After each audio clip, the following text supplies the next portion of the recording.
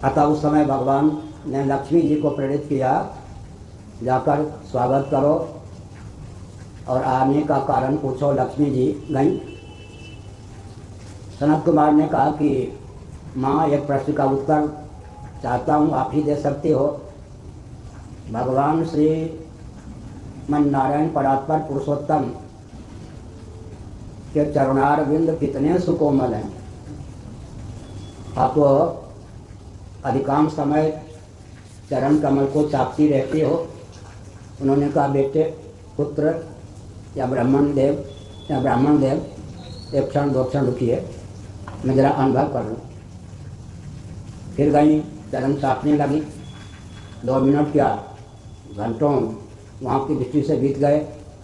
संकाल सोचने के लिए बाध्य हुए कि लक्ष्मी जी झूठ तो नहीं बोलती। थोड़ी देर रुकिए, मैं आ रही हूँ, चरण चाप करके फिर बताऊंगी कि कितने सुकोमल भगवान के चरणारविंद हैं। सनत कुमार को हुआ कि हमारे प्रश्न करने में कोई त्रुटि रही होगी। त्रुटि का निवारण कैसे हुआ?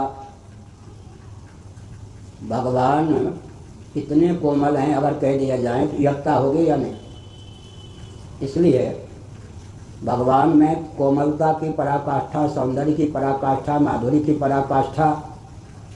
नेत्रों के द्वारा सूर्य का दर्शन होता है, तो जो सूर्य का वास्तविक स्वरूप है, पूर्ण स्वरूप है, वो थोड़े दर्शन होता है, आंशिक होता है ना। भगवान कितने आनंद स्वरूप हैं, कितना आनंद भगवान में है, या कितने आनंद रूप हैं, यह प्रश्न अनंत है ना। सत्यम ज्ञान अनंतम ब्रह्म, स्वरूप को यथावत अभिव्यक्त करने की क्षमता माया में है। मायोपाधिक सिद्धार्थ जो भगवान श्रीमन नारायण परात्पर पुरुषोत्तम हैं, उनके गुणगण भी अनंत हैं।